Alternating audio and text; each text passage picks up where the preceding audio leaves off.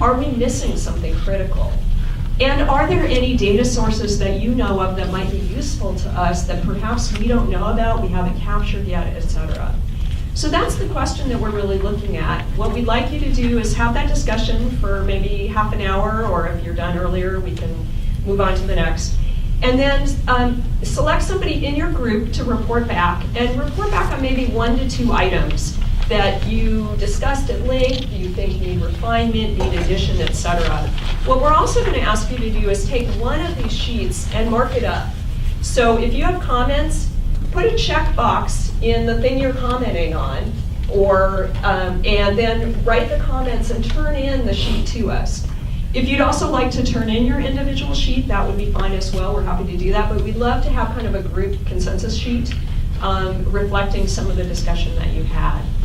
So before we break up, I would just like to encourage you, if you, our table groupings look pretty good, but if you're with people, a lot of people you know, or you want to consolidate a little further, feel free to do that. And probably we'll just have some of our steering committee partners join some of the tables to be able to hear the discussion as well. So any questions on your assignment, should you choose to accept it? Okay, seeing none, we'll let you talk.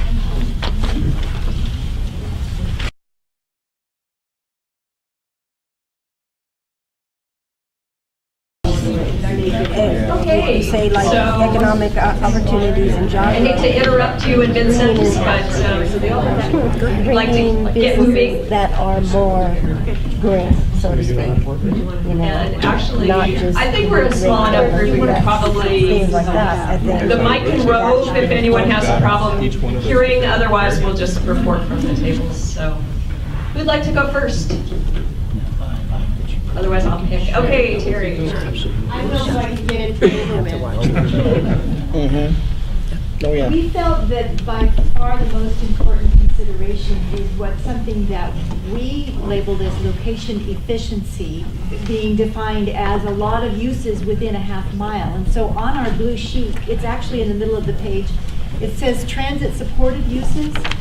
But we actually felt that that it was better labeled location efficiency, and that there's plenty of uses within a half mile. Second, we felt that the area identified farther down as location efficiency was second most important. It's really important that there be sidewalks, bike lanes, and transit service. But we wanted to relabel that from location efficiency to bike, ped infrastructure, and transit infrastructure. So we felt that was second of importance. And third, we felt, it's on the next page under partnerships. Partnerships for future development are really important, public-private partnerships, but specifically cooperative property owners are crucial for making those happen, and so we wrote that in.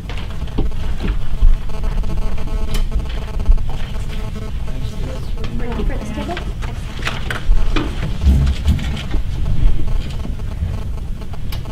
Alright, so Sharon wrote down ours, so I'm going to try my best to read her writing.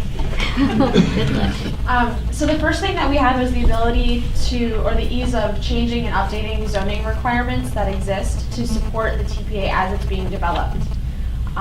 Just to make sure that those changes aren't too difficult, which I guess ties in a little bit to making sure that you have the support of your local elected officials. And the second thing, which I guess is kind of like three, maybe even four, is on the environmental protection area on that last page. First of all, in the standards are equivalent for or permitting for lead EV charging stations, car sharing, and zero energy, making sure that the jurisdiction encourages or promotes the businesses to use those types of transportation and building requirements. And then just two other smaller things we had is just making sure that we're connecting the green spaces that are within each TPA so they're very accessible. And also something that's very near and dear to my heart, and promoting urban gardens within those green spaces in the TPAs.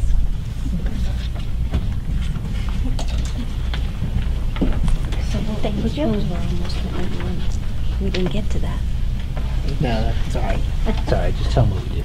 Okay, we didn't really narrow it down because we had quite a a discussion here, but it seemed to me that the primary focus was, and it was a combination of the infrastructure capacity, economic development, and I guess those two, where it was identified that that if this is a planning, that we look at the opportunity for corrective action in neighborhoods that need it versus, just going out to the suburbs and focusing on those areas.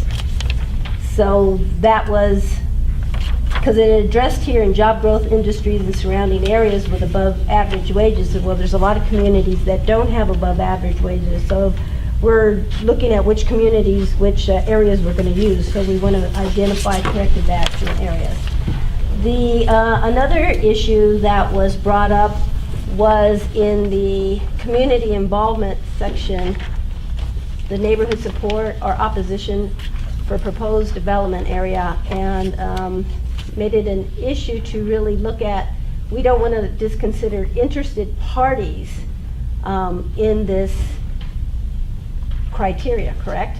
Yeah, the question is, there are neighbors, and then there's what the law is now saying. If you're a neighbor and you've got and you say don't want to support an affordable housing development, then you're an interested party.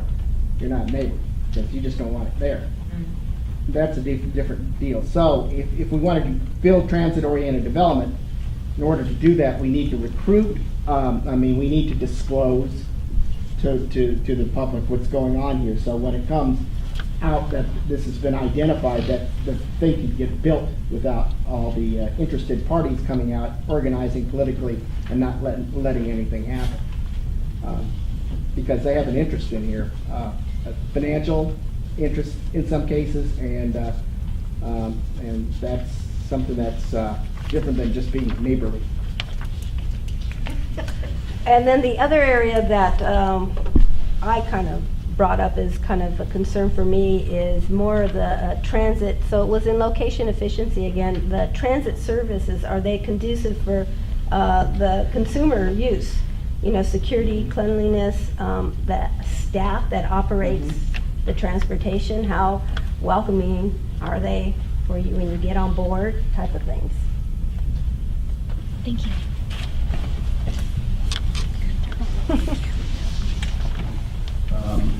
Our first comment was sort of sparked by entitlements and zoning category, and there we thought of the need for entitlements and zoning that would support necessary services, commercial services, social services, doctor's offices, clinics, and community centers and parks. So we think that could be fleshed out somewhat. And then on the last page, under environmental risk, we're a little bit concerned about, just defining endangered species as the only environmental risk. It's certainly environmental consideration, but we didn't think it was really a risk. We thought things like, contamination and water quality problems, might be, redeveloping a corridor where there's a former gas station with leaking tanks there. So it's certainly environmental risk. So we thought that needed a second look. And then the last thing we thought of was, under the economic development, that there needs to be a range of job opportunities or employment opportunities, not just those really highly trained or educated, but to cover the whole social or cultural range that we have in the community.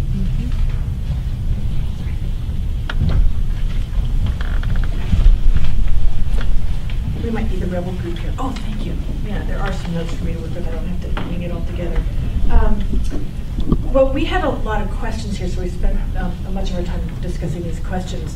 One of the first one was, if we're developing these criteria to evaluate the communities, if one scores really low or it scores really high, which one ends up as the one that we select?